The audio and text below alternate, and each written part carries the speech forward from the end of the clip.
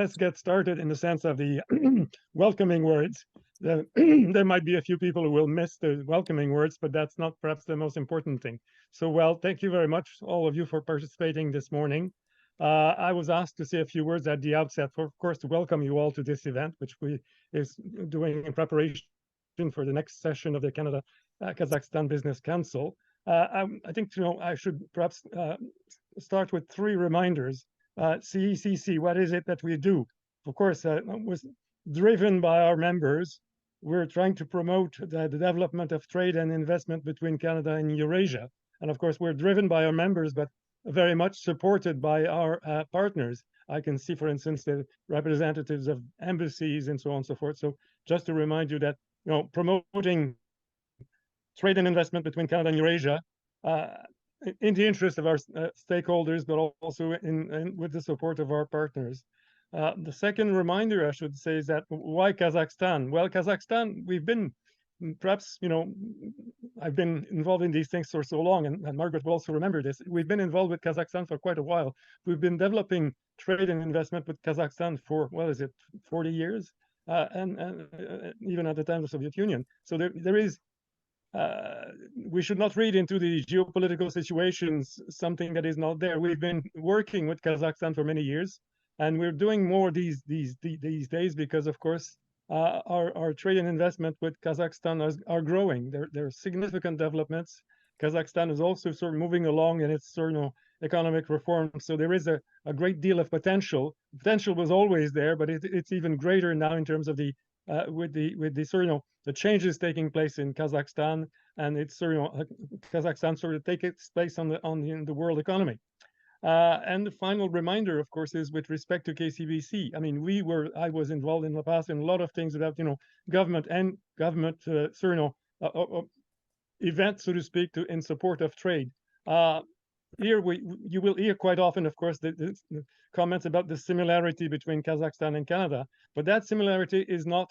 I mean, it's remarkable, but it's not good enough for trade and investment because we're not that close. I mean, we don't have the advantage of proximity. So the KCBC is intended, of course, to help us nurture the development of trade and investment, and that's why it is so important to get all the players together and to engage in a conversation about how to improve this economic cooperation between our 2 countries. So this is for the 3 reminders. And after that, now, as I was speaking, of course, more people have joined. So welcome to all of you. And now we'll pass it over to Margaret Scott. Thank you, Margaret, for doing this today. Over to you. Oui, bonjour, merci, bonsoir tout le monde ici au Canada puis à l'étranger. Thank you very much for joining us from within Canada and internationally. We have an amazing response. I think over 80 people. Vera later on will confirm the numbers. I had wanted to introduce Gilles, an amazing national, worked in the former Soviet Union and then in Russia and then in Poland, and has vast experience not only overseas. Very fortunate to be joined by Edouard Huet, who works as a senior trade commissioner in our embassy in Astana, responsible for the Republic of Kazakhstan, Uzbekistan, Turkmenistan, Kyrgyzstan, Tajikistan. It would be a lot easier for me to say that Edouard is responsible for all of Central Asia, which is actually very pivotal in terms of changing and improving relationships amongst the Central Asian countries, and therefore developing new potential for us. Edouard has been everywhere, in Stuttgart, with the European Union. He worked on what we know as CETA, the trade agreement. And currently, I don't want to talk about your winemaking and winery experience. That will be meeting. But this is extremely and then you're working on your master's in agriculture. This is extremely important for our own perceptions and our own knowledge. Is particularly, Gilles referred to it, particularly now in terms of changing geopolitical relationships. And so I turn it over to you, and there will be questions and answers directed to you later on. Okay, thank you. Merci. Perfect. Thank you so much. Merci beaucoup, Margaret. And thank you everyone for joining the call tonight. Maybe on term of logistic, Vera, can you put the presentation? And while you're trying to do so, I don't know if the chat is active. I don't know if it's the best way to ask questions during the presentation, and then we can answer after. My presentation will probably be 10-15 minutes. And of course, feel free to ask the question. The presentation will be in English, but feel free to ask the question in the official language of your choice, official language of Canada. And just to build on, to start and to build on what Gilles and Margaret said, and I think it's indeed the right time to consider Central Asia and particularly Kazakhstan, the right time to give attention to this country, considering the great potential that this country has to offer. So basically in my presentation, I will go through some quick fact about Kazakhstan, talk about the political situation here, the economical situation, and where are the key sectors we're working in, and some input on the business environment here. So maybe just to jump in, Vera, can you? Yeah, thank you. So Kazakhstan is located in Central Asia, basically in the middle, under Russia, with China's neighbor. It's a big country. It reminds me a bit of Canada because you can fly 3 hours and you're still in the same country. My previous posting was in Europe, and when you fly 3 hours and you cross over 3, 4, 5 countries. So it's a large country, but a small population, only 20 million. The capital is Astana. Astana is about 1 million. The largest city, the former capital, is Almaty in the south of the country with about 2 million. Astana is really a bit Ottawa, where it's a government administration building, where Almaty is the commercial center.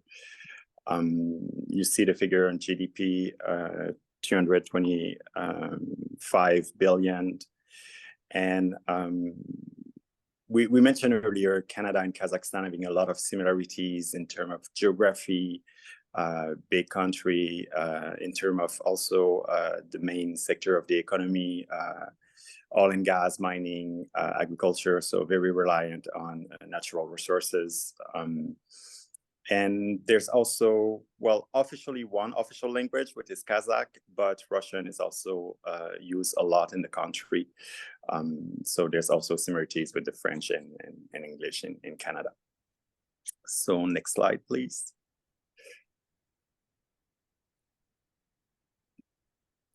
So in terms of the political system here, so officially on paper, Kazakhstan is a democracy.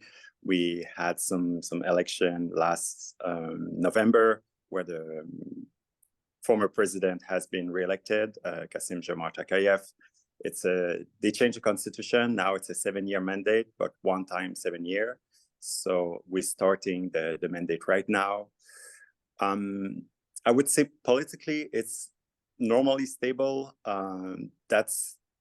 That's one of the advantage of those countries where having the previous president stay basically there for 30 years. So it brings stability to the country. What we've seen in the recent years, although it's normally stable, in January 2022, you may remember having heard that in the news, there were some riots here. It took everyone by surprise, considering of the long history of stability here. It started with increase of price of gas, and it became quickly complain about the previous president, and still although he was officially retired, still have a lot of control in the country.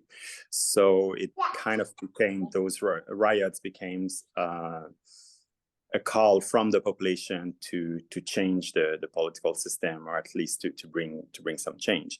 And it's what the current president did with this new agenda. And with this new agenda brought also a lot of political reforms. So next slide.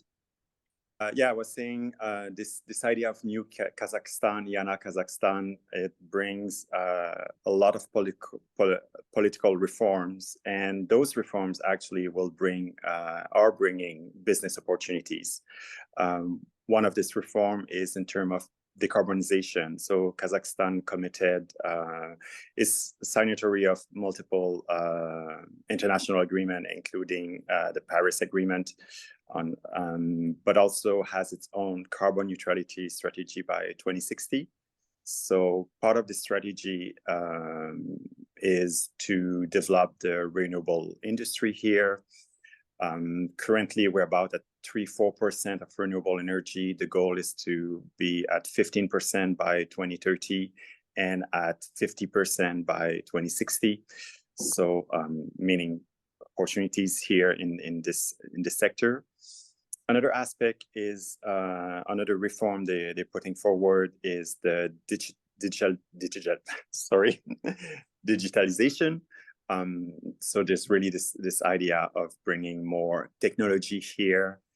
Actually, this conference is this call tonight is very timely, because today I was at a conference, investment roundtable, and that's also another topic that they put forward today. This idea of using AI, using cloud, using smart farming, smart mining to further develop their economy, and to address some of the issues, related to climate change or the water situation here, which is there's water stress in Kazakhstan. That linked to that climate change, there's definitely the green economy strategy also. Again, opportunities for Canadian company in that context. Part of the strategy, they identify at the 91 biggest polluter in the country. Now they're asking them to monitor the emissions, and further to that, they will ask of course, to reduce their emissions. So there's definitely opportunities for Canadian company in terms of carbon capture, but also in providing technology to reduce those emissions. They're also starting to implement what they call the BATs, so the best technology available.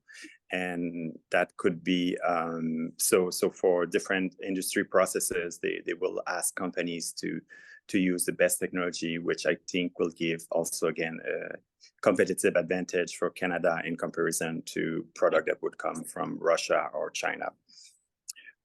Finally, in terms of major reform, there's definitely a reform on education system. So they're interested in having more international universities here. They're also putting forward more what we call the technical and vocational training.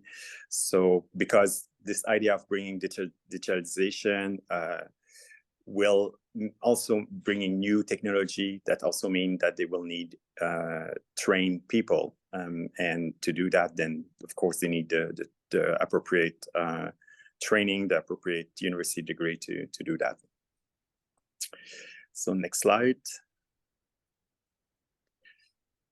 So if I go a bit deeper in terms of the business environment here, I already mentioned it's stable, it's a safe environment for business. Overall, the banking system, it's a good banking system here. It's not like in other Central Asian countries where you can have difficulties of, for example, making payment in US dollar, or simply getting money out of the country. So there's definitely a good banking system here. Same thing with the logistic.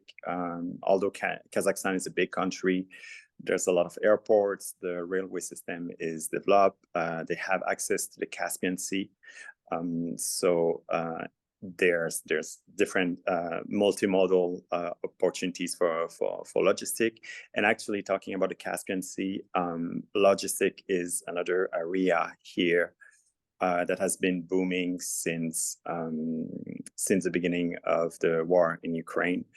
The development of the Caspian Sea, because in the past a lot of goods transited by Russia from China to Europe transited by Russia, and now especially Canadian companies or Western companies are trying to find other way, and the Caspian Sea is one option.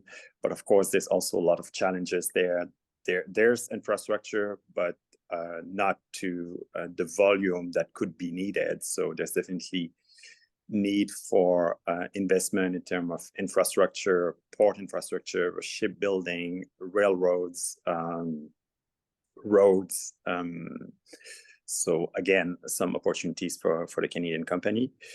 Coming back to the business environment, Kazakhstan is member of WTO. So there's definitely, we see in the policies that they're making in place that they're careful to make sure that it's compliant to WTO, which means that it's good for the business environment. They're part of the Customs Union, the Eurasia Economic Union. So that means you have access to other countries when you're producing, for example, here in Kazakhstan. There's no sanction. We'll come back a bit later on the sanction topic, but currently there's no sanction here in Kazakhstan. And they also offer some economic zone, so where you can produce with lower taxes or no taxes.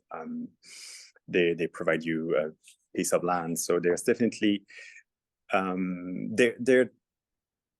Kazakhstan is definitely looking to diversify its economy, and not only in terms of sectors, but also in terms of partners. So to go more to other partners than the traditional partner, who are China and Russia. So interested by the Middle East and of course by the Western, so Europe, Canada, US. Next slide. So some of the statistics, as I just mentioned, the traditional partners are still important, especially when we talk about import. Russia, China have a big share of the market here. But as you can see in terms of export, then it goes from Italy to also the Netherlands, Turkey, and of course, again, Russia and China. And in terms of the product, of course, the major share is oil and gas product, and on the import side, then it's more diversified product.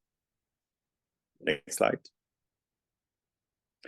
So I touched a bit on it. The main industries really here, it's the oil and gas industry, where you have among the largest reserve of oil and gas in the world.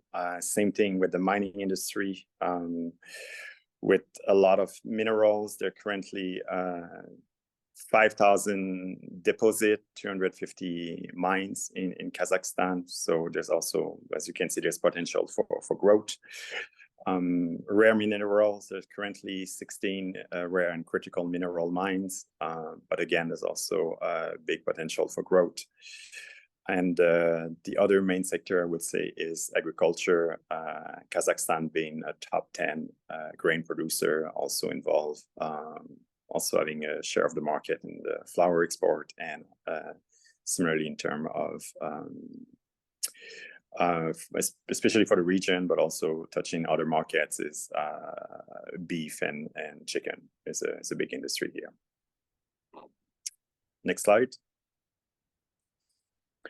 So as you can imagine, I mean, oil and gas, mining, agriculture is also sectors that are important for Canada. So definitely their business opportunities for Canadian companies are around those sectors. Also mention those reform in education, so potential for partnership for universities, We have South Alberta Institute of Technology that has been present in the region for many years, some high school and colleges also. We recently had a visit of Polytech Saskatchewan too, so opportunity there. And I would say linked to all those sectors, there's two other sectors. It's of course clean tech, especially in the context of all those reform of green economy and carbon neutrality, as well as ICT with smart farming, smart mining, ag tech. So that's those two sectors apply to the whole industry. Next slide.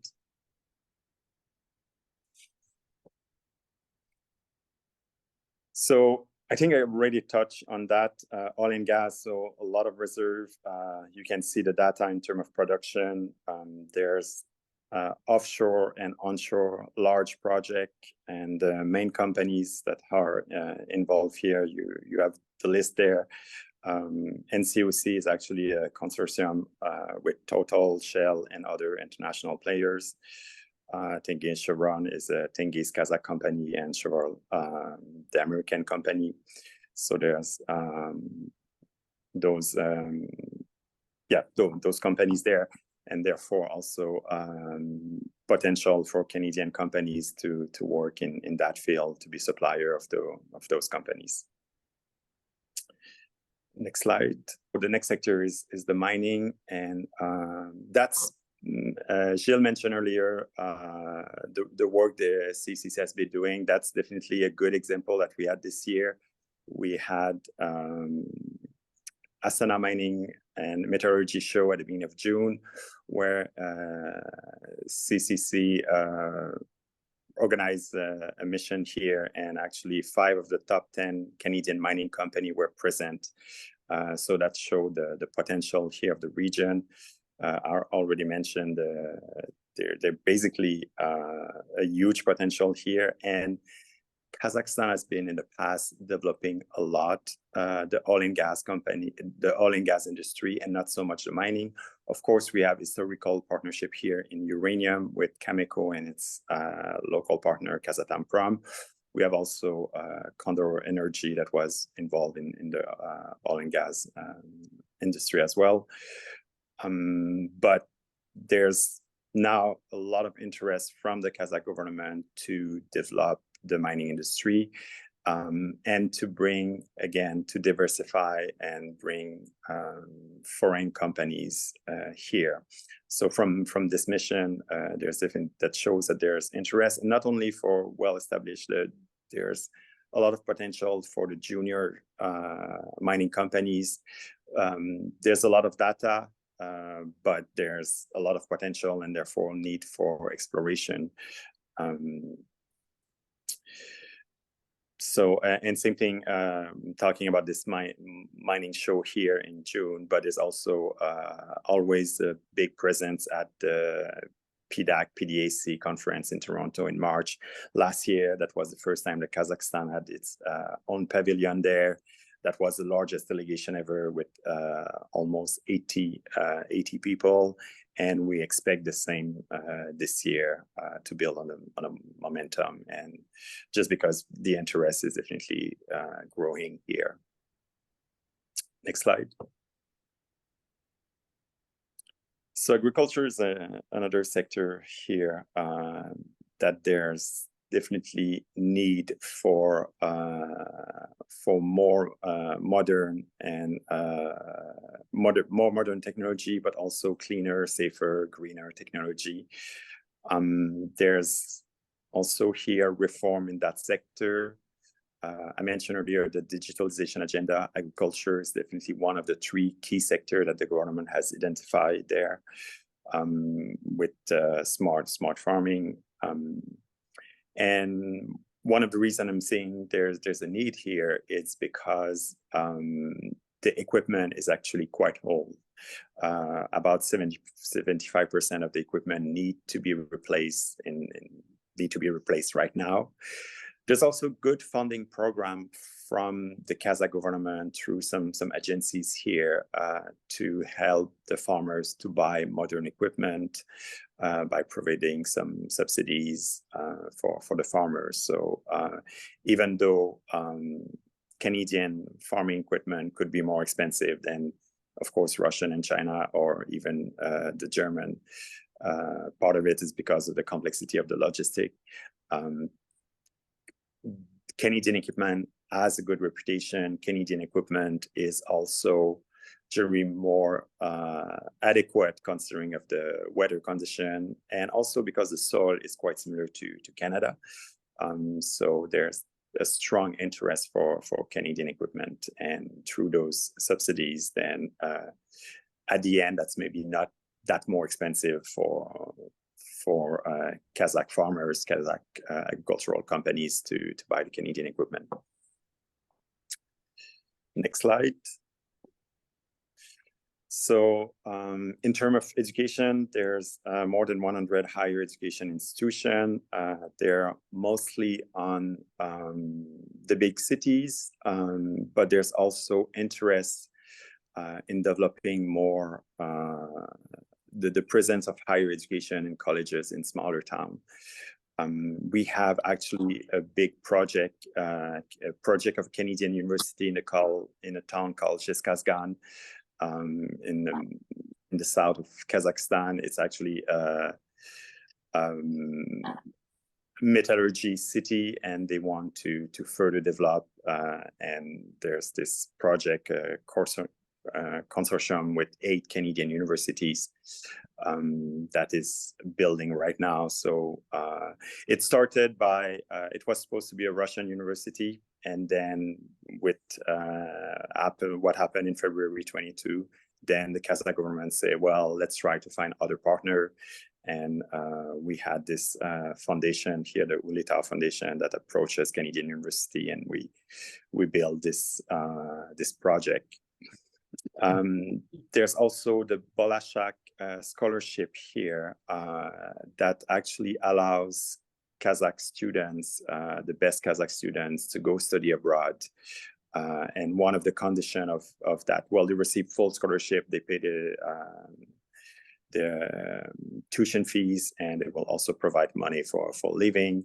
In exchange, they need to come back here and work several years in Kazakhstan. So that's really this idea that let's have our best student go study abroad, gain knowledge, and bring that back to the country. So that's a very interesting program, and that also helped Kazakhstan in bringing new ideas to the country. In terms of university partnership, then it can go in any direction. That could be student exchange, teacher exchange, through the full, like having a dual diploma or having a university opening a branch here. There's interest in technical, as I mentioned earlier. There's definitely need for training the next generation to use modern technology or to use just better technique. So yeah, and there's also opportunities for shorter program. Next slide, please.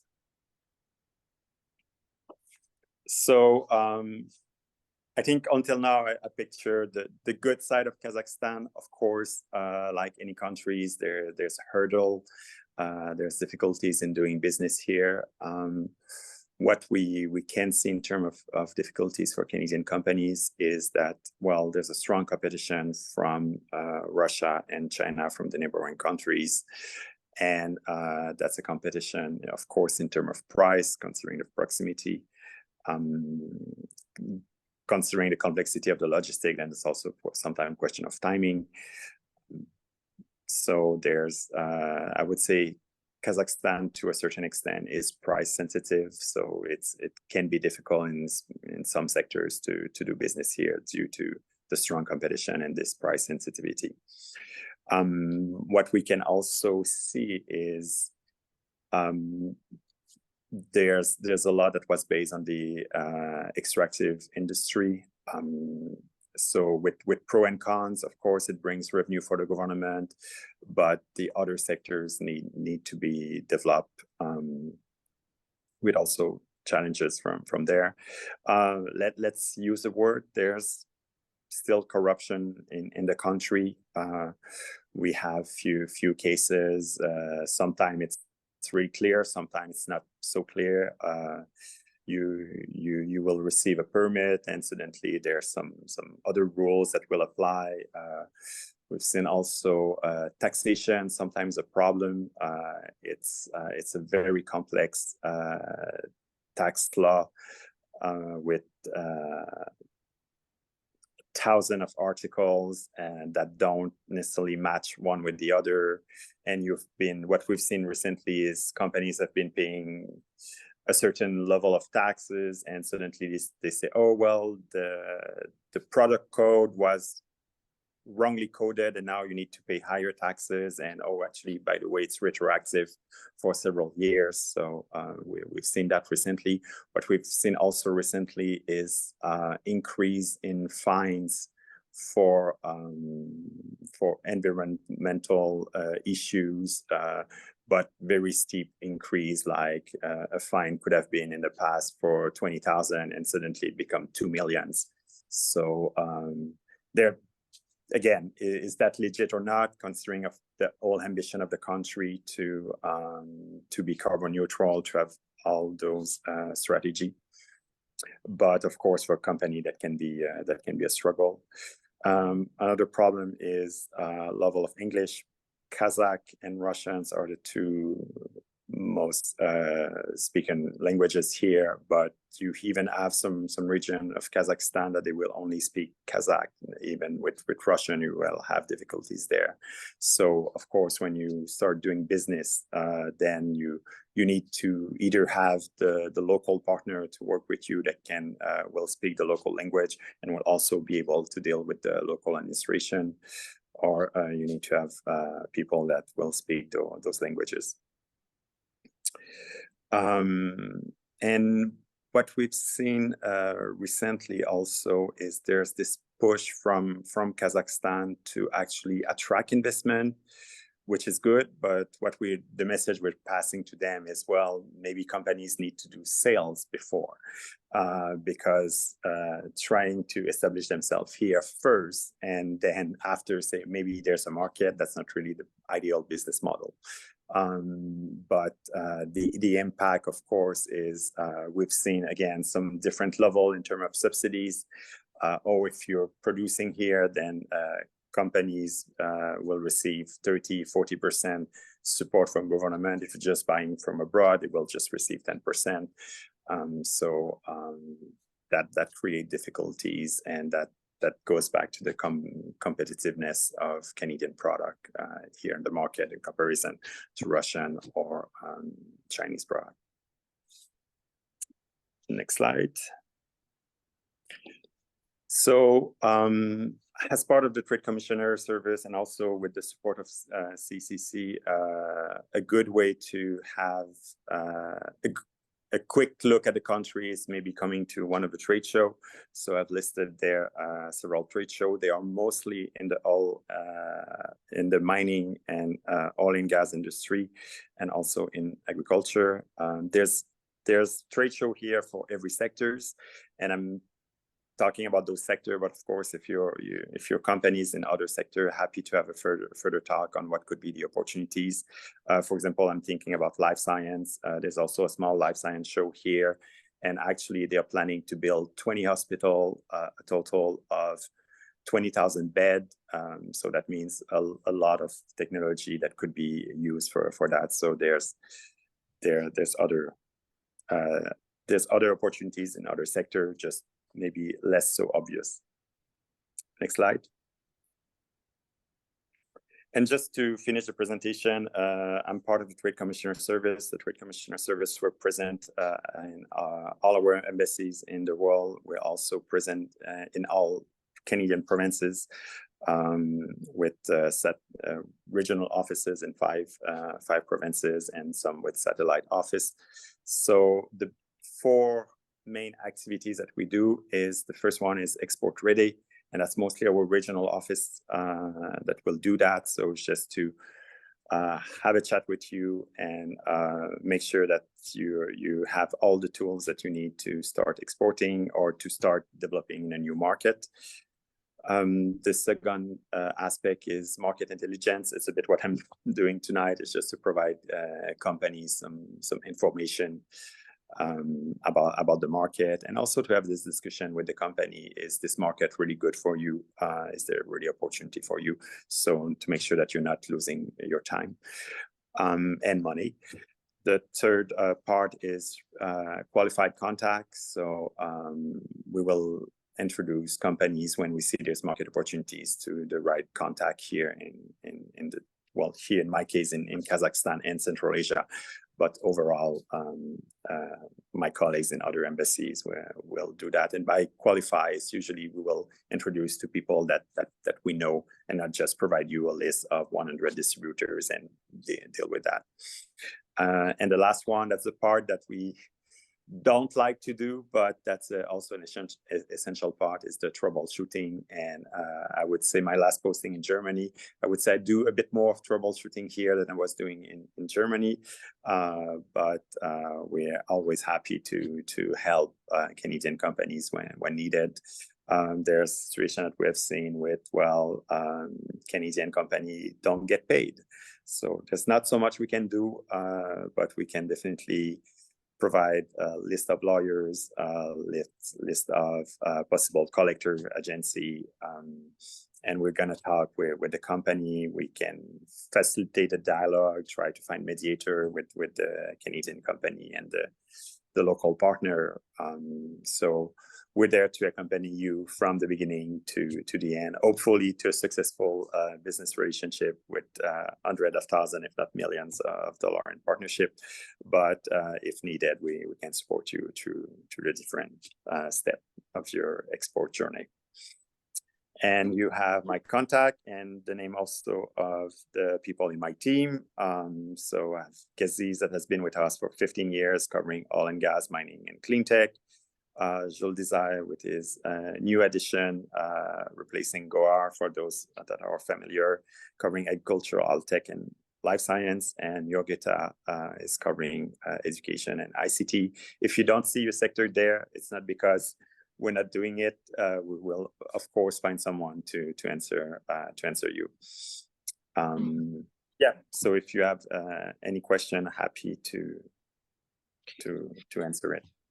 Merci, Edouard. C'était une survol vraiment excellente, very comprehensive overview for which we are very thankful. I don't want to cut into also Vera's time, because it's important. What you have just done is find the opportunities. We will have to do the same thing on the Canadian side. And Vera will be looking at those matches, because that's how we set up our working groups. I wanted to, before I wanted to suggest perhaps we limit questions to maybe 2 or 3, so that Vera can do her presentation. And I did want to say that regarding, you had raised the sanctions regime. So many people have asked about these countries that we're talking about in Central Asia. These are all sovereign countries. And as Edouard correctly said, the sanctions regime is the Canadian one. And what it refers to there are many, many provisions. It refers to Canadian companies and how they act at home and abroad. So the impetus and the responsibility is on the Canadian companies and how they do logistics, etc., so they do not obviate the requirements of the sanctions. So I just wanted to clarify that. If there are questions before we move on to Vera, could you please identify yourself clearly and the sector in which you work? Okay, I think we have the first question from Nathan Hunt. Nathan Hunt, can you please identify the sector you're working in? I'm muted, sorry. Thank you so much, Edward. That was a fascinating, fabulous, very comprehensive presentation. We're here to talk about Kazakhstan today, not the other countries of Central Asia. But I will ask the question that we've been told that the embassy in Kazakhstan will be taking responsibility for Uzbekistan, which will certainly take some of your time. When is that supposed to happen, and how will that affect your work with Kazakhstan, or maybe not in a serious way? Well, it's official since November 1st. So we're Okay. officially covering Uzbekistan now. Our ambassador has not yet presented his credential there. That's a very diplomatic jargon, but we're working with Uzbekistan. Gaziz was there on November 1st for a mining show. So definitely we're ready to help Canadian companies. Of course, we still have the support from Moscow when needed. They're very nice to continue to accompany us for the next few months. And to answer your direct question, well, we hope that we'll have the minimal impact on our work here. We hope to get extra resources here in each of our team, political team, consular team, trade team, to help us to cover Uzbekistan and also Turkmenistan. That is also new for us since August 15. So yeah, but as Margaret probably know, getting resources, it's one thing on paper, it's another thing to have it in real. So hopefully in April, we'll have extra people to help us with Uzbekistan. Great. Well, thanks for the work you do, Edward. We appreciate it. You have seen the contact information for Edouard and his team. So we encourage you to write to them directly. Are there any questions right now that we can answer, that Edouard can answer? Okay. Sinon, if not, on passe à Viera. We're going to give I would floor. have one, but Oui.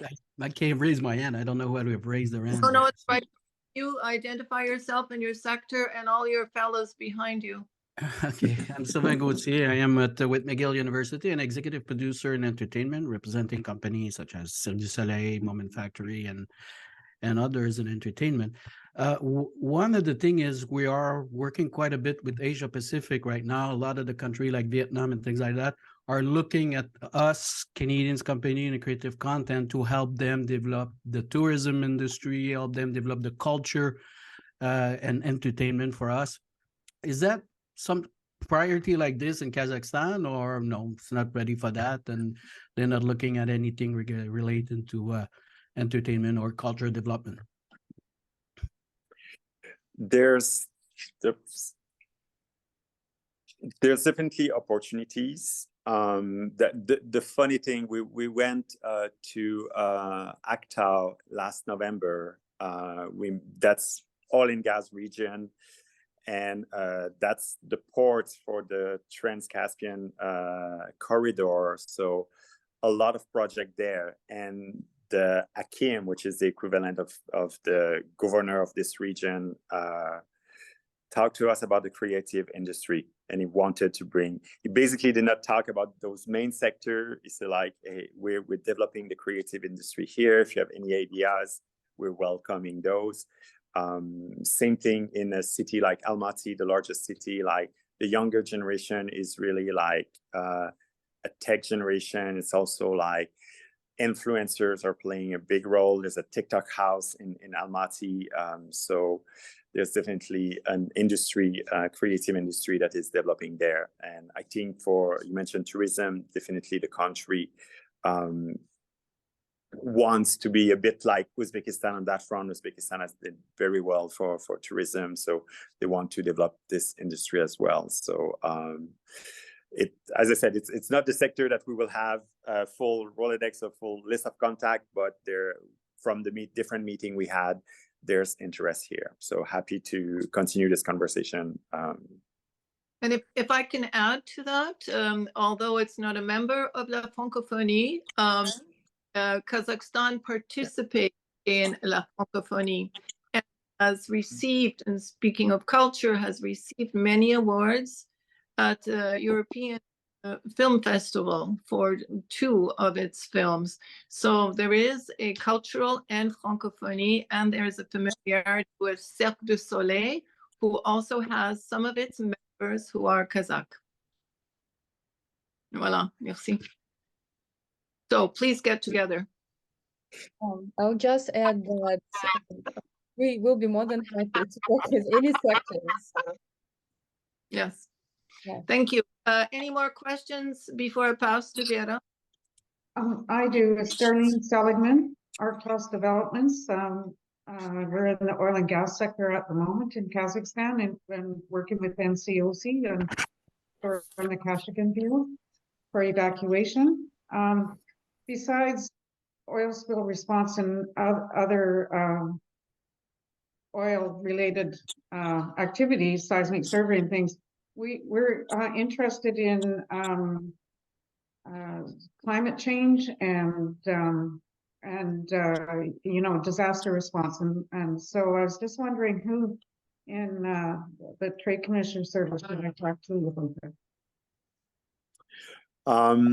Yes, this was definitely be the one having the most experience here in my team, but we're happy also. Especially in small embassies, we try not to work in silos, and if it touched natural disaster, happy also to work with my colleague in the political or even in the consular team to make sure that we can introduce you to the right contacts. Could be people in the different ministries. There was actually a big forest fire here that last I think June, and there was actually some collaboration with Canadian firefighters. So yeah, we will find the right contact. Yeah, I know I actually have met Gaziz. I just haven't been to Kazakhstan for a while, so I'll start with that with Gaziz. So thank you. Great. Thank you so much. Any more questions? Yes, Margaret, we have Nasi Panahi. I'm so sorry if I mispronounced the last name. The person just doesn't know how to raise a hand, but there is a question there. Okay, Mala, please go ahead. Hi, so my name is Nasi Panahi. I'm with Canadian Freight Forwarders Association. Short name is CFA. We represent freight forwarders, customs brokers, load brokers, trucking companies, warehouses, whatever. Like we have members like airlines, ocean carriers. I will be happy if there is anything that we can be involved. I'm not sure. I was looking, Edward, at the list of your colleagues, but we would love to be involved wherever is possible. And please count on us if there is anything we can do. We have over 500 member companies, and we are in a very close relationship with Canadian Customs and with Transport Canada, with some Chamber of Commerce. So yeah, these are the helps that we do as the association. But that's Great, really thank you. It's good to know. our Canadian exporters and Canadian shippers both here and overseas, and the CBSA licensing really critical. So your colleagues here in Canada have just heard you as well. Let's make sure that our own companies here have your logistics, your information. Yes, for sure. Yes, Vera has my contact, and also I was in contact with Tatiana from your Vancouver. So yeah, but yeah, that would be a pleasure for sure. Thank you so much. Any more questions? I don't want to hold anybody up. Margaret, hello, can you hear me? Yeah, I can hear you. Okay, I also don't know how to raise the hand here. I don't see the icon for that. Twice. So we need to identify yourself and your sector. Okay. My name is Bill Thuma, and I'm with AGT Systems, and we have an office in Kazakhstan, and we work exclusively in the mining industry. And I just would like to know if Edward, by the way, Edward, that was an excellent presentation. The issue of sanctions keeps coming up in our sphere of activities. We're active in Uzbekistan and Kazakhstan. We do see some reticence by some of our suppliers who are in the United States about shipping through our office here in Toronto into Kazakhstan.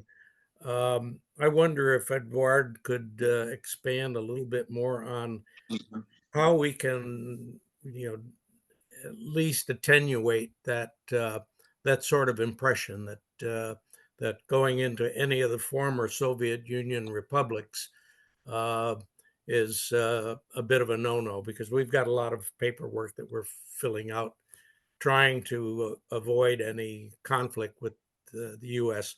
Most of our components that we provide for primarily airborne exploration, do come from Canada, but some do come from the U.S. Mm-hmm.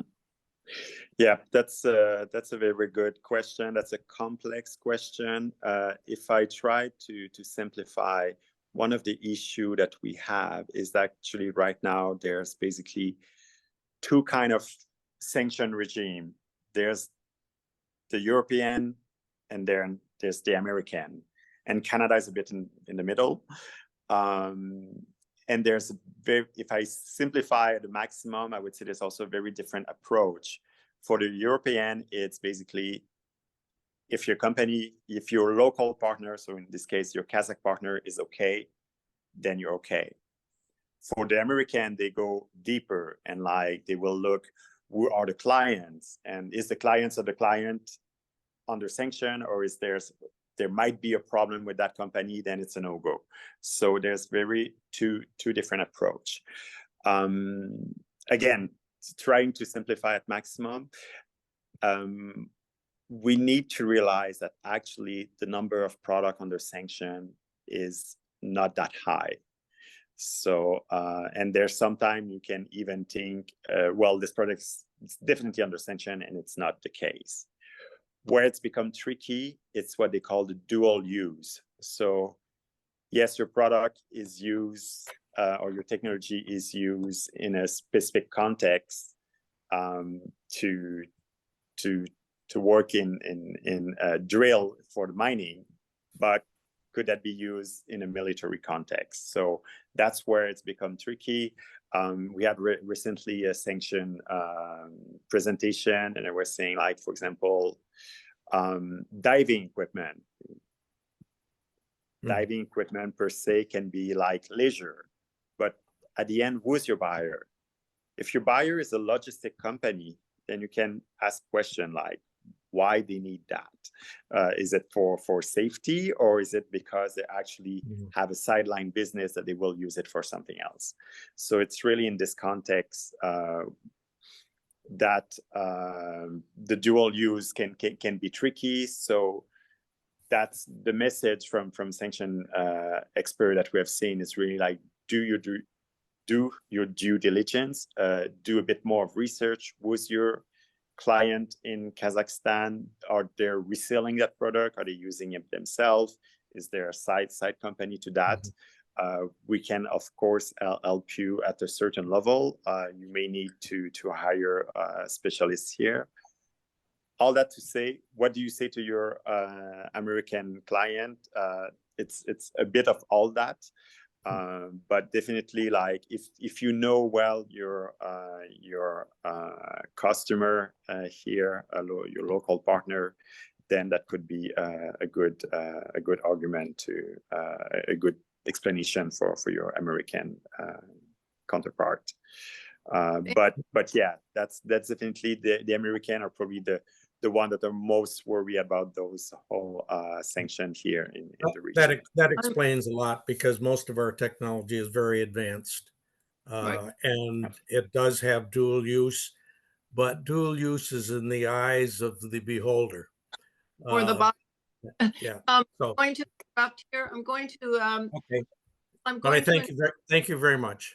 I'm going to encourage you to get in touch with Edouard directly. I'm very mindful of the time and that he might have to go to bed soon. But also, I see, excuse me, I see also that Mark Hellig had his hand up. S'il vous plaît, Mark. Yes, good afternoon or good evening. I'm Mark Heilig here with Globe Performance Solutions in Vancouver. We are an environmental technology verification body. And the question that I had for Edouard, thank you very much again for the presentation, which is very insightful.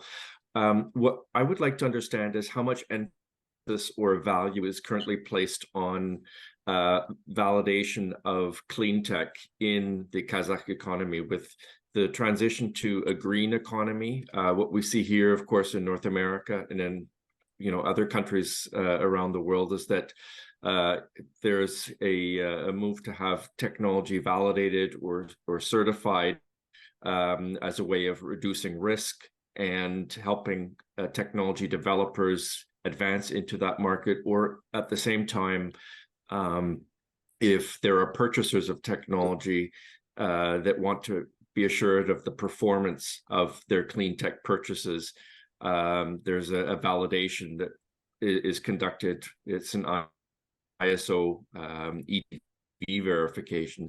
So it would really be helpful to understand how much value is currently being placed on those types of validation or verification services.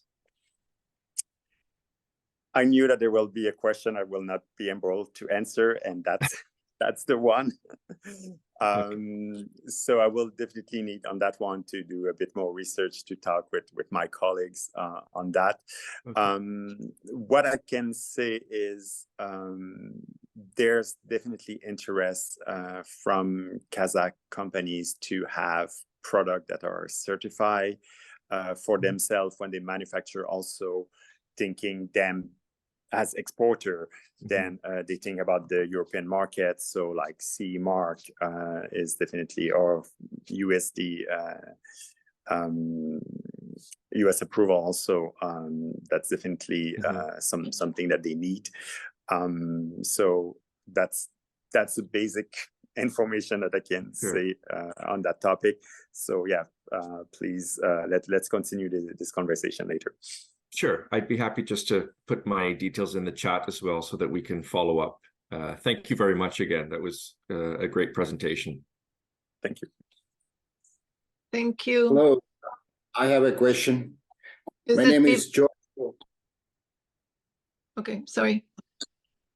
My name is George Morgan, and I'm from energy sector. I have a question to Edouard. How important joint venture, Edouard, in Kazakhstan?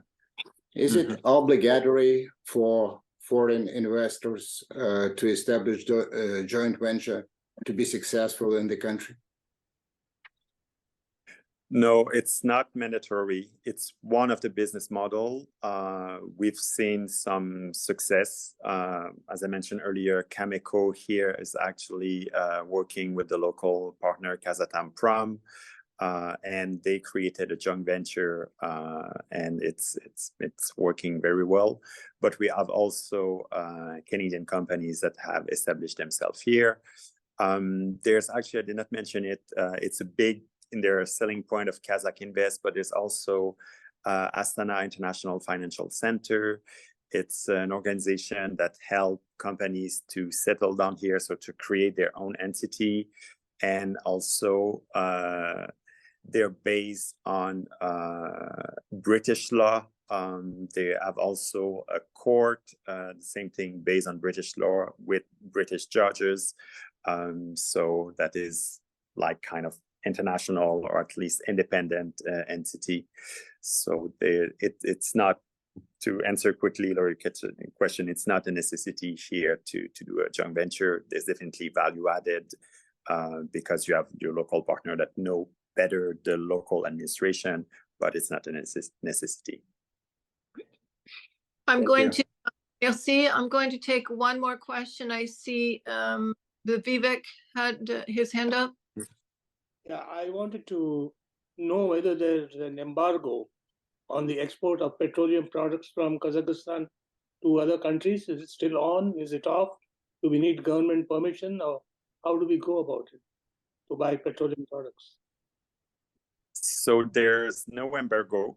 Of course, there's a lot of exchange between Kazakhstan and Russia on oil and gas product. So that's always something to be careful. So at the end, am I buying Kazakh oil or am I buying Russian oil or petroleum product?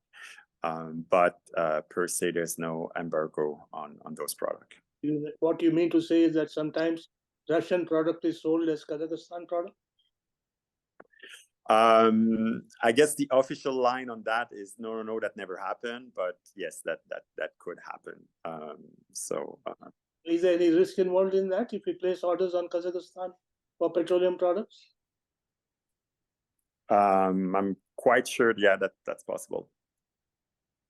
That's possible. So Thank you. I'm going to pass to Vera because I realize that our time is really short. We only have a few more minutes. And one of the purposes of this call was to establish our own priorities at the Canadian end and our working groups, because Canada is hosting the next KCBC next year. So Vera, are you ready to step forward? Yes, thank you, Margaret. I just wanted to say to everyone, first of all, thank you for joining. And if there are any questions, we're more than happy to stay longer if the time permits. So to take more questions, I'll try to present the KCBC as fast as I can. So just to provide a little bit more time to everyone. Just a second, I'll share the screen.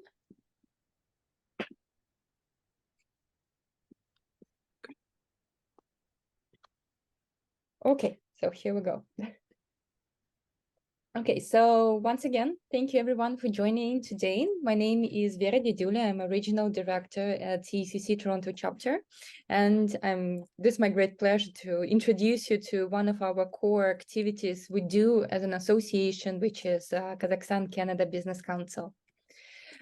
Just a very short introduction to CCC for those who hear this webinar the very first time and then don't know what we do and how we do it.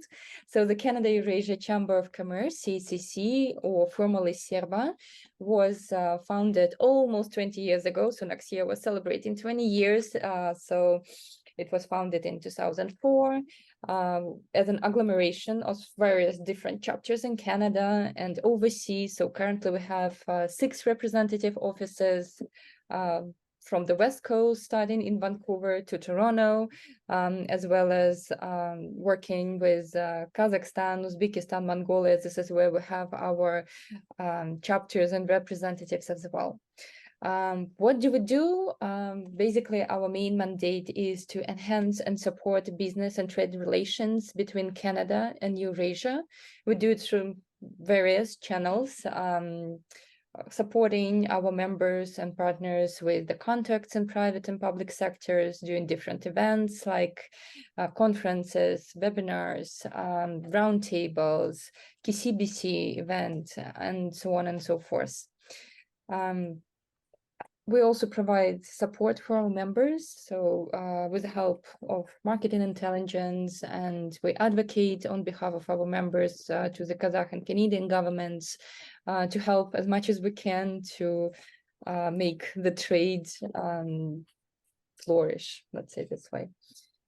And as I has noticed, one of our core events is Kazakhstan-Canada Business Council. So how it was founded? It was founded in 2005. It was a cooperation between 2 major companies. The former CEO of national Kazakh company Kazatomprom, Askar Jumangaliyev, and the CEO and still current CEO of Kameka Corporation, Mr. Tim Gitzel, they signed an agreement. And they decided to be co-chairs of this establishment. And they also asked 2 associations, which is CCC and Kazakhstan Chamber of International Commerce, KAZ-CIC, to help and support and play a role of secretariat. So this is what CCC has been doing ever since. We are helping organizing this event with the main goal to, again, promote cooperation between Canada and Kazakhstan, and this meeting overall comprises every 2 years. We alternated between Kazakhstan and Canada. So the last time Kazakhstan hosted it in 2022 in Astana. The upcoming meeting would be hosted in 2024. And this is our turn now to host it. So let's see. And just to know that basically this is our primary goal today. So in order to fulfill the mission of the council and create this platform that would deliver tangible results to all Canadian companies, we need to explore the interest of Canadian companies. We want to know your questions, your suggestions, your interests, so that we can form the working groups and the plenary session accordingly. And moving to the working groups, this year we do have 3 working groups. So it would be mining working group on the margins of IMBC in Vancouver. There would be also 2 virtual working groups as of education and agriculture. And then we are planning an in-person plenary session and networking reception on March the 3rd. Please note it in your calendars right away, in Toronto on the margins of PDAC Canada. Yeah, so expect a lot of people. Overall, what I can say that over the years, we've been hosting different working groups. Again, everything depends on the requests from the business side. It was aerospace and transportation. It was IT and ICT, finance, healthcare, construction and infrastructure. So that's why we're very much looking forward. Please don't hesitate to reach us out if we don't have time today or you have to go, but identify your interests so that we can move forward. Over the years, we actually had a lot of great high-profile guests and participants from both ends. I'll just note a few. We had a pleasure to host always. Actually, we were very much supported by the 2 embassies, the Canadian embassy in Kazakhstan and the Kazakh embassy in Canada. So we very much value that support. We also had a great pleasure to host former Minister of Natural Resources, Jim Carr, former Minister again of Natural Resources and current Minister of Innovation, Science and Industry of Canada, Honorable Francois-Philippe Champagne. From the Kazakh side, I also need to note that the council was very well supported, and we always had somebody from the ministers traveling to attend the event and to speak at the event, like Makhzum Mirzagaliev, Minister of Ecology and Geology of Kazakhstan, Separkham Amarov, Minister of Agriculture of the Republic of Kazakhstan, former Vice Minister of Industry and Infrastructure Development, Mr. Ruslan Baymyshev. Therefore, also just to let you know, we have already confirmed the attendance of the Kazakh Minister Sharlapayev at the plenary session in Toronto.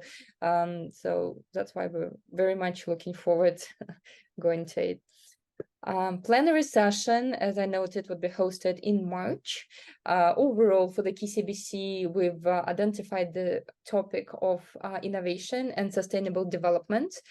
So very much to discuss and explore the technological advancement and how we can shape business sustainably. So what is currently on demand and what is on the request from both Canadian and the Kazakh side. How we can collaborate. There are various forms and shapes as of what we can do here. If, for example, you're interested to promote your brand on a broader scale, so you can consider some sponsorship packages. So we have a very flexible tires here, and we're ready to accommodate upon your request, so just don't hesitate to reach out. We also have the media partnership package. So this is a barter marketing program we designed specifically for this project. And again, there is no monetary exchange planned here. And we'll be happy again to discuss whether we can cross promote the events, and or whether you have any social media that could be of support to let more Canadian companies and know about this opportunity, about these platforms, and so that their voice could be heard. Finally, so here are our contacts, and we will really highly value your thoughts, your proposals. So we'll have some time now for question and answers. So please don't hesitate again to raise your hands, ask your questions, and email both myself and my colleagues. Okay, thank you so much. I just saw a comment on Bolashak. Before we continue, I wanted to say the following. Years ago, Bolashak was only there. We only had 35 students in Canada, and then we grew to over 300. But what is important is the analysis on the Bolashak scholarships, which Edouard really well clarified. They were instrumental to reform and policy changes in Kazakhstan, and we see that as a positive. Anyway, thank you so much, Vera. Do we see more questions, s'il vous plaît? Maybe I will jump in quickly just to mention the work that the embassy is very pleased with the work that the CC is doing, and actually we're really good complementarity. You've seen we have a small team, so that's great to have the support of CCC, for example, to organize business delegation, and they will take care of the logistic part of it. They will provide good advice. So that's definitely for us. When we work with CCC and we hear that they're bringing companies here, that's a great opportunity. Same thing with the working group. I've attended several working group, and it's an occasion to learn more about the Kazakh market, because there will be Kazakh presenters and as well as Canadian. So it's a good networking opportunity.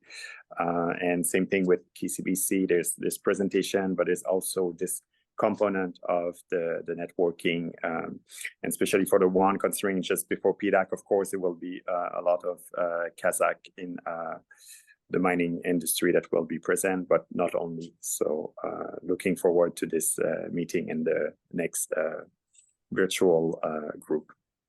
Thank you. This is very important. Going back to Vera's presentation, the virtual working groups were extremely effective for us. They actually matched really well. And I must say the last KCBC that Canada hosted, and the whole thing was virtual because of COVID, we actually had 2 business ventures deals at the end of it. So these are the positive indicators. So this isn't just a chat room, the working groups, this is moving towards business. So thank you so much. And we couldn't do it without the embassy support. Merci. I guess I should learn how to look at questions, right? Merci. Any questions? Vera, do you see any? I see no further questions.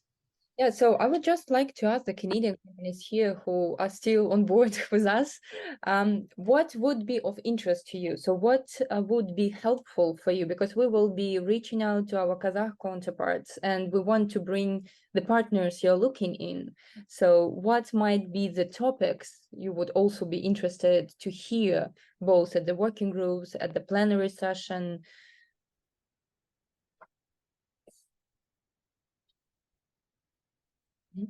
Yeah, because we've heard from Edouard that what we have at the other end is we have the carbon neutrality, we have the reform and digitization, we have the education sector, we have 200 hospitals being built, we have agriculture, and we have the issue of some of the hurdles, and he's mentioned 7. So those are the priorities on the Kazakhstan side. So we need to, as Vera said, we need to hear also the priorities in leading up to the working groups, which will need chairs and co-chairs in leading up to the working groups. Your interest, one way I suppose, is writing to both Vera and Edouard. Yeah. Eric, you have a question. Thank you, Vera. First of all, folks, I'm Eric Anderson. I'm the Executive Director of the Saskatchewan Industrial and Mining Suppliers Association, or SIMSA. We are strongly aligned, to say the least, with Cameco and Tim Gitzel. We've had wonderful opportunities through with Kazakhstan, with the ambassador being here and hosting and working with Vera and such. There are opportunities for us in Saskatchewan, into Kazakhstan. We sell potash and uranium mining equipment and such like, and agriculture. Well, Kazakhstan is a twin. If Canada's a twin, Saskatchewan is the real twin. And so everything that goes on here goes on there. So we love the opportunities. The only question I've gotten to date would be intellectual property protection. As we look at exporting goods and services and technological know-how and engineering skills into developing mining projects or agricultural projects there, the transferring of machinery, the people here need to know assurances that they won't lose control of their intellectual property. I don't think it's a fear as much as it is just a question. So maybe we should address that. Edouard, are you going to answer that? Or in the WTO, one of the provisions of the WTO is in services is IP protection and copyright, intellectual property and copyright. So they are bound by this new trade regime, rules-based trade regime that they have signed on to and are members of. Edouard? Yeah, absolutely right. There's the TRIPS, the WTO, and actually the next session that we have, the embassy is part of the Prime Minister Investment Council, and we discuss different team every 2 months. And the next one is actually on, part of it is on intellectual property and what is the, well, yeah, it's really actually really linked to the WTO. What are currently some of the complaints that are there in regard to Kazakhstan, if and how we can address those. So I would say overall, they're as mentioned, they are linked with the WTO, and they should respect. But we see some cases, but I would say it's not a major concern like in other countries. So then it's not a working group issue as much as a preliminary statement to enable the functioning of the working groups. Yeah, well, that might be the case, but we can Thank you. address this question. We can really address this question, and I mean, research what would be the right way to approach it, and it could be raised at the plenary session. I think it's a good question, you know, to overall be aware of before anybody moves to Kazakhstan.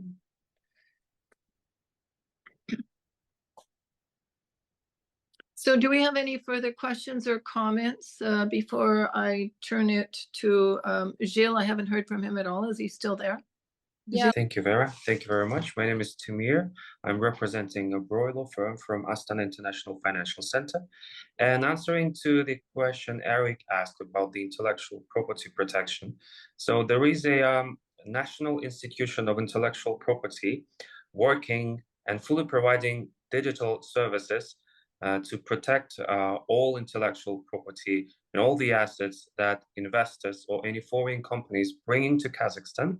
So WIPO regulations are strongly working with Kazakhstan.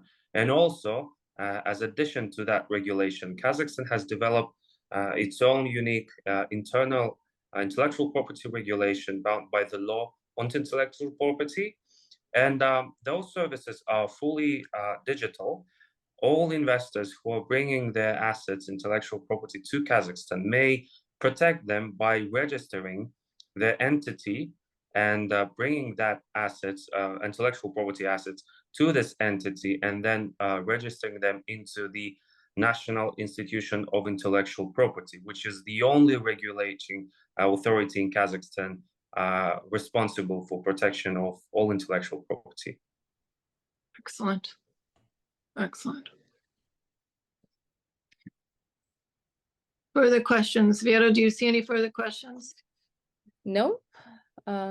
Thank everybody. I don't know if you're aware of the for 86 companies online today. I don't know how Vera and Gilles did it, but thank you so much. And now we look forward to the deals. Thank you very much. Your follow-up with Vera will be extremely important. And Edouard, thank you so much, the embassy. And I've already sent Ambassador Hansen a note.